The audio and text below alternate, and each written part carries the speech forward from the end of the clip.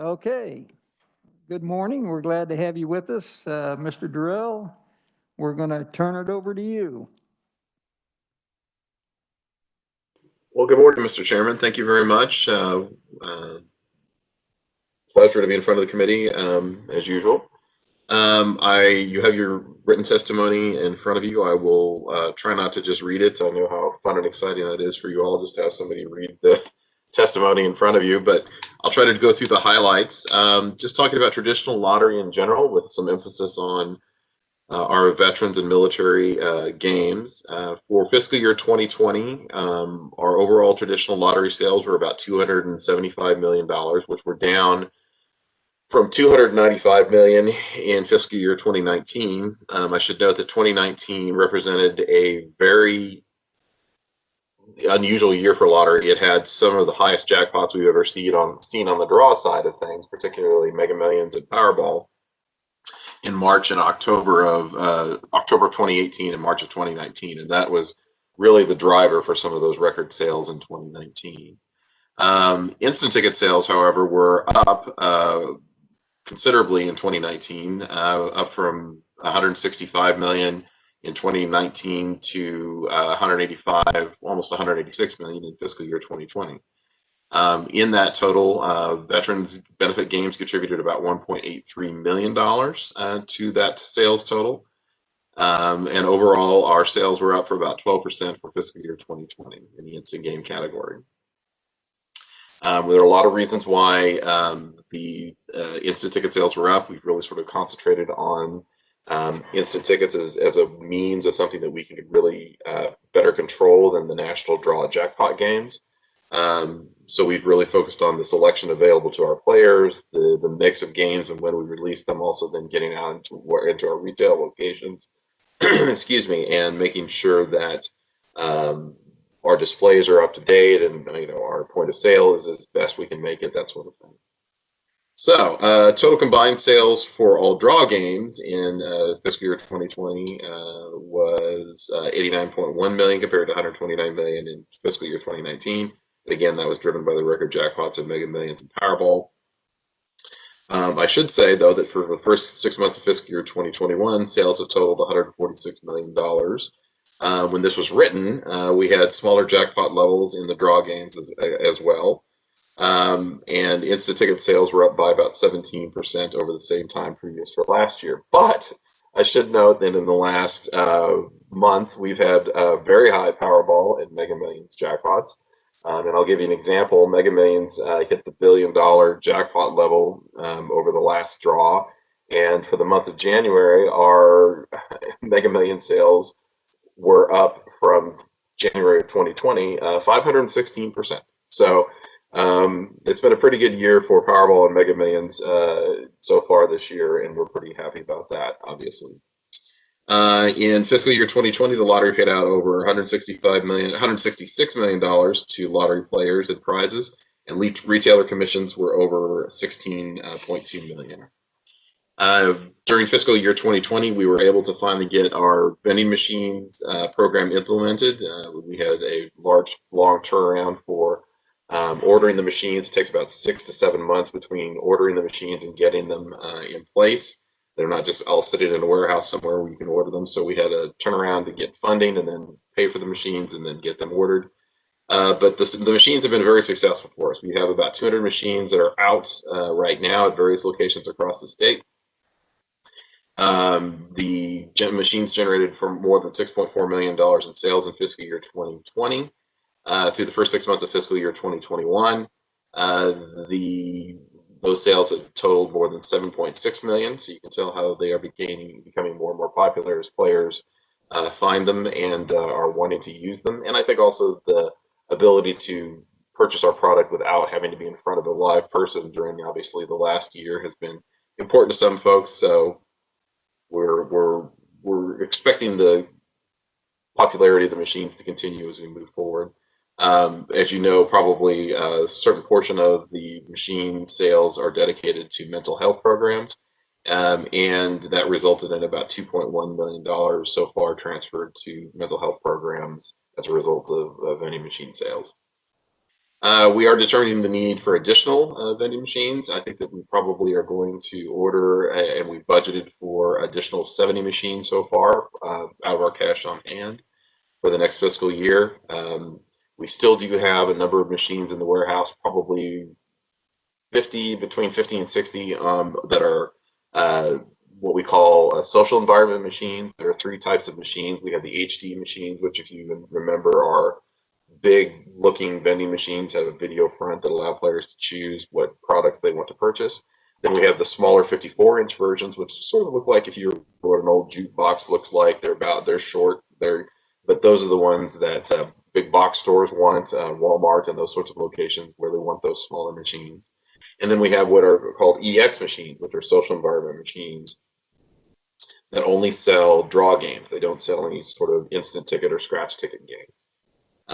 And so obviously with the last year, the amount of time and energy that we put into social environment recruitment has been down, because obviously social environments have not been as strong for folks to be out in the world enjoying restaurants and bars and those sort of things. Transfers, results of transfers as fiscal year 2020, Lotter's contribution to the state gaming revenues fund totaled almost 69, or a little over 69 million. Of the total transferred, 1.26 million, as I mentioned, went to Kansas military veterans, and that brings about the total since 2003 to about $20 million. That of that money has gone to veterans benefit from veteran benefits games have gone to National Guard education scholarships, veterans homes and cemeteries, and the Veterans Enhanced Service Delivery Program. In addition, the state has collected $697,000 in state income taxes in fiscal year 2020 from the prizes that we paid, and then also we run a number of our prizes through the state debt set-off program, and we were able to collect back $192,000 from that. We in fiscal year 2017 started our Play On program. It's been operating for the last 4 years, and that is our second chance or players loyalty program. And we have about 283,000 active members right now. And players are able to scan their winning and non-winning tickets into their Players Club account. They gain points, and then they can use those points to enter other contests or win prizes, any number of things they can do with that. And players have entered over $46 million, 46 million tickets into the Players Club program since it's been operating in 2017. In March of last year, in fiscal year 2020, we were really happy to offer the ticket checker function, which our players have been asking for a long time. It allows players to scan with their mobile device their ticket to determine whether it's a winner or not. And we've had 11.6 million tickets have been scanned through the app since we implemented it in March of last year. In last fiscal year, we also had our raffle program, 150,000 tickets. Our raffle sold out, and our $1 million grand prize winner was announced on live television at noon on January 5th, 2021 across the state. Interestingly enough, that person has not come forward yet, so there's still a $1 million raffle ticket out there floating around. Let's see, jumping down to, you can read about the special projects that we've done over the last year. We've increased our presence with our partnerships with KU and K-State and our sponsorship agreements. We have our first KU K-State Rivalry Riches ticket, which was very popular. I would like to have seen it done a little bit more. We had a lot of plans for second chance prizes for that ticket that were sort of kiboshed by the pandemic, sending people to away games for KU and K-State games, and it was going to be quite a big deal. But as we get further away from what we've had to endure the last year, we're confident that ticket is going to be even more popular in the future. So just to recap, so far in fiscal year 2021, the lottery's instant game category has continued to perform well. Draw games are still sort of up in the air, how well they're going to do. We have another $1 billion jackpot by the end of the year. We're going to be terrific, but right now we're looking good over the last month for sure. And so far, for the first 6 months of fiscal year 2021, the lottery has transferred $32.1 million to the state. And since cumulatively, since the lottery was established 33 years ago, the net sales have been over 6.5 billion. Nearly 3.6 billion dollars in prizes has been won by players. We've created over 100 millionaires. More than 370 million dollars have been paid to lottery retailers, and more than 1.9 billion dollars has been transferred to the state in that amount of time. So with that, that's just a brief summary of things that are going on with the lottery. Just sort of a highlight of things that are going on with our um, veterans and military programs, and I'll be happy to answer any questions that you guys might have, if I can. Very much. That's sounds exciting and profitable. Well, we try to do that. It's our we view ourselves as we're a business and we are an entertainment business that happens to be owned by the state. We don't want anybody playing through the lottery that can't afford to play. We don't want anyone under 18 playing. We just want people that may have some money lying around that want to do something fun with it to be able to play. And that's our goal, and just to be an entertainment option for folks. And over the last year, it's been very apparent that some of the folks have had limited entertainment options, with a lot of places being closed. And we still have been able to get our product to retailers. Our retailers were very clear that they wanted to be able to still have our product in place because their players, their customers were asking for them. So we needed to make sure that we did that. And I really have to compliment my staff and the folks that work at the lottery for the hard work that they've done over the last year to continue to maintain their core function and work as hard as they have to keep sales where they are. So it's been an interesting year for sure. Good. Pass our congratulations on to the staff too from the committee. Thank you, sir. Committee, are there questions? Yes, Representative French. Thank you, Mr. Chairman. Mr. Durrell, thank you for being here this morning, giving us that update. I have two questions for you. Am I going to win the Powerball? Say that again, sir. I'm not sure I heard you the first time. When am I going to win the Powerball? When are you going to win the Powerball? Nothing would make me happier than giving you a big giant check. I would love for that to happen. So as soon as you can make that possible, I would really much appreciate that. I'd love to give you a check. Thank you very much. Second question is, I know every time I go in to buy my Powerball ticket, the cashier asks me my birth date. Can you just explain how you're verifying the birth date on these vending machines? What we've noticed is that how we try to maintain security on that is all our vending machines are in view of a live person, or they're on a security, so people are monitoring them at all times. So we've had instances where it looked like somebody might be under the age of 18. Try to use the machine, and we've had clerks from convenience stores run over and say, no, let me see your ID and make sure that you're of right age. And in truth, it's really not that big a problem. We the idea that there are a lot of underage players playing the lottery really has not sort of borne out in the time that I've been with the lottery. I was the general counsel of the lottery for 10 years before I became executive director, and I never had one occasion where we had somebody underage try to claim a prize. And so it's something that we're very conscious of. We make sure that our retailers are very aware of the penalties for selling underage products or trying to cash products for underage players. And so that's how we've really, I think, done a good job of trying to maintain and make sure that it is as secure as possible. Thank you. Thank you, Mr. Chairman. Sure. The question, yes, Representative Weigel. Thank you, Mr. Chair. Thank you for your presentation. Two questions. I've never been asked for my identification or how old I was, so I don't know if I should be offended by that or not. Second question is a little more, this past spring, summer, I had a Powerball ticket that I had purchased at a local Dillon store, and came back, and they said, you already cashed that. And I said, well, if I cashed it, I wouldn't have the ticket because they always take them.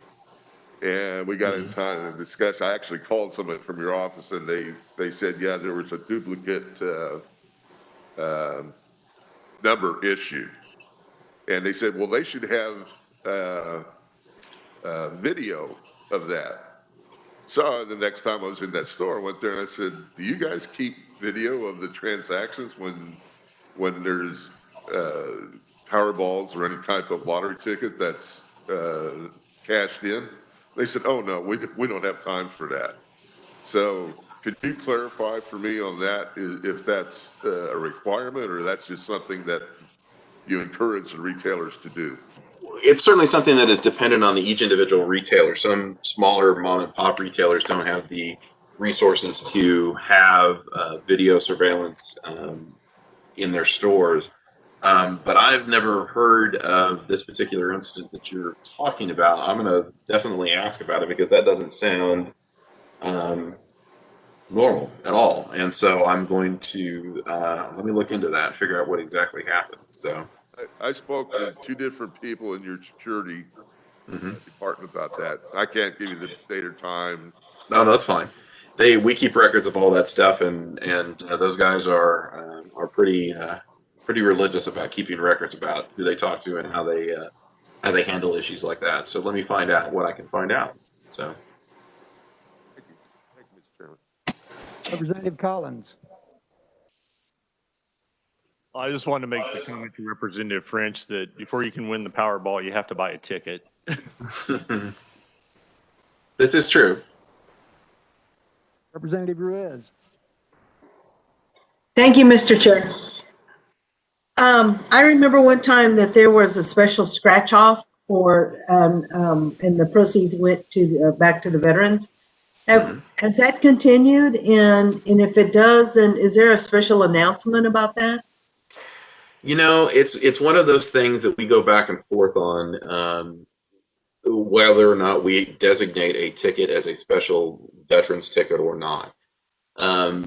Because historically what we found is tickets that we designate as veterans tickets don't sell well, which is surprising. And I think that probably the reason that they don't sell particularly well is I think that there's this sort of misnomer out there that because the benefits go to veterans, that the odds of winning might be lower, or that that we're trying to give more money to veterans, which is obviously a worthy cause. So players don't tend to gravitate towards those because they want the better odds or the higher prizes.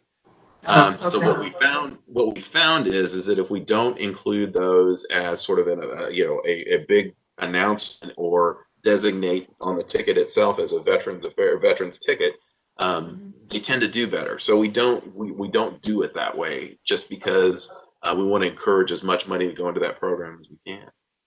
Sure. Okay. Thank you. Of course.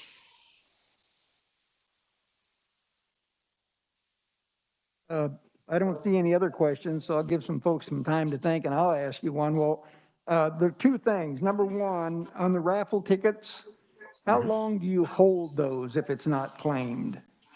We will hold that for a year, and they will have a year from January 5th of this year to claim it. And we did have somebody claim at one point. We did have somebody claim late in the year, so we did have somebody previously hang on to the ticket for quite a long time. So it's not unheard of. We're not really worried about it yet that somebody may not know that they've had it. I mean, there are things that happen to tickets. People put them in leave them in their pockets, and they go through the washing machine and they forget about them. And it's entirely possible that something might have happened to that ticket. Now, we're way too soon from January 5th to think that something might have happened to that winning ticket. But if something does happen to that ticket, then all that money just goes back into the prize fund anyway. And so we find another way to give it away. So that by statute, that's where it goes. It goes back into the prize fund. All unclaimed prizes go back into the prize fund. So, as the year goes on, and if that ticket is not claimed, we'll start making more and more announcements, sending out more and more press releases like, hey, remember there's that ticket that's out there floating around, might be worth $1 million. Please, double check and see if you have it. So, and on the other hand, we've had people show up the same day we have the announcement too. So it's just a matter of taste and what people want to do. So we try to encourage folks to come forward when they're ready. Okay, and next question. Since we don't have a veterans per se ticket any longer, what is the calculation for what you still contribute to the veterans? That's statutorily created, and there are percentage of our sales goes directly to Veterans Affairs now, and so we're happy to do it. It's one of those things. We earn the money once it's off, our plate. We don't care where it goes as long as it's statutorily, designated. So that's how it's done, and I think that's more of that happened a couple of years ago because the Veterans Affairs, the folks who receive this money, were needing to. It was an unstable source of revenue for them. So 1 year might be $800,000, 1 year might be $1.2 million. So for budgeting purposes, it became easier for them to say, hey, look, could you give us just sort of a set amount or a percentage every year? That way we know what we have to work with as we plan our budgets for the year. So, we're okay with that. And I know that there's a bill out there right now that might change the way that some of the monies are distributed. I don't know much about it. I've read it. We have the fiscal notes due on it, and I think we sent that in yesterday. So, but again, it's once we earn it, what you all folks decide to do with it, that's not in our purview. So. Thank you, Mr. Durrell. I asked that question because I wanted the new members on the committee to get the background on how much money from the lottery was going to the veterans and to the state. Certainly. So, absolutely, and it's one of those things that this year has been an interesting year for all of our sales, and to just figure out where those monies from all of our sales go to. Obviously, the revenue fund or the economic development fund or mental health. And as we look around at what other states are doing to see how they can expand and broaden their ability to get their product to their consumers, I mean, we see obviously the advent of sports wagering in certain states. We see the advent of iLottery, which is the ability to sell products online, so Powerball sales or